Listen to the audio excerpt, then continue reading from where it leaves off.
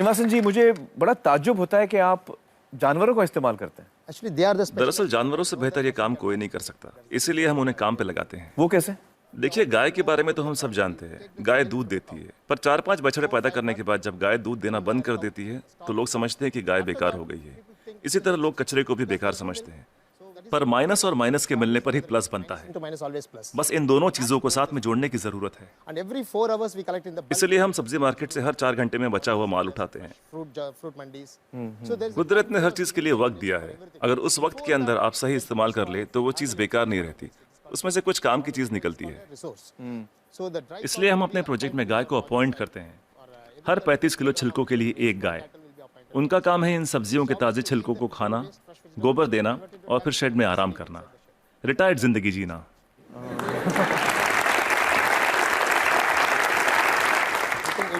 सिर्फ 8 घंटे में सारा कचरा घट के गोबर के रूप में 1/4 हो जाता है। और इस गोबर में काफी मात्रा में ईंधन वाली मीथेन गैस होती है। हम तुरंत गोबर को बायोडाइजेस्टर में डाल देते हैं। इसमें से मीथेन गैस निकल जाती है और हमें बिना मीथेन के गोबर का एक घोल मिलता है। इसको हम तुरंत केचुओं के हवाले कर देते हैं। केचुए उसे खा लेते हैं और उनके पेट से जो बाहर आता है उसे कहते हैं वर्मी कास्ट।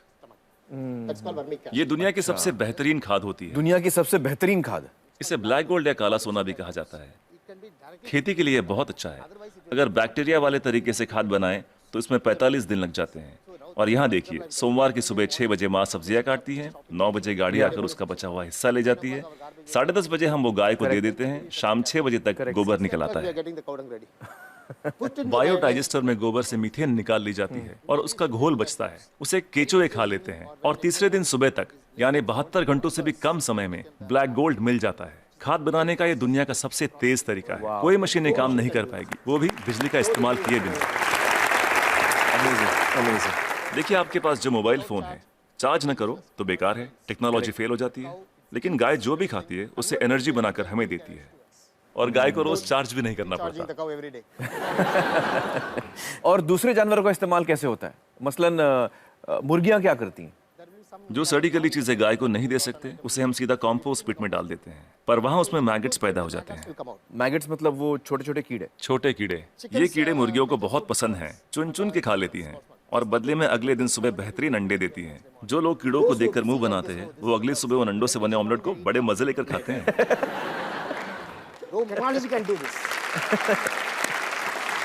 कोई टेक्नोलॉजी, कोई मशीन ये नहीं कर पाएगी। दुनिया में ऐसी कोई मशीन नहीं बनी जो कीड़े खाए और अंडे दे। बिल्कुल ठीक, बिल्कुल ठीक। लेकिन हर चीज में जहाँ कुछ खूबियाँ होती हैं वहाँ कुछ खामियां भी होती हैं। ओके। मुर्गियों के साथ एक परेशानी है, आप चाहे पूरा दिन उनसे काम ना लें, आराम करने दें, फिर भी वो रात को काम नहीं करेंगी। तो रात को कौन काम करता है? रात को हमें मेंढक को काम पर लगाना पड़ता है और वो सिर्फ नाइट ड्यूटी ही करते हैं।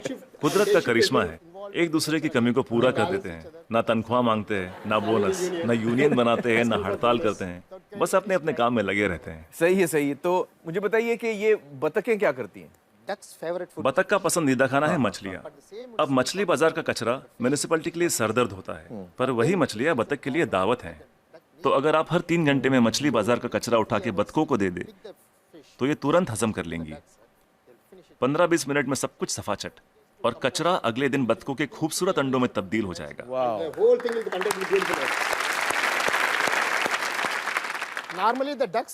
आमतौर पर बतखें हर महीने 8 से 10 अंडे देती हैं, लेकिन जब हम उन्हें मछलियों और दूसरे नॉनवेज की खुराक देते हैं तो 24-24 अंडे देना शुरू कर देती हैं। ओह! And if I have 20 ducks, then multiplied by? हम हर 11 मादा पे एक नर बतख रखते हैं। Why 11 female and 1 male? हमें तो अंडों से मतलब है, एक ही नर बतख काफी है।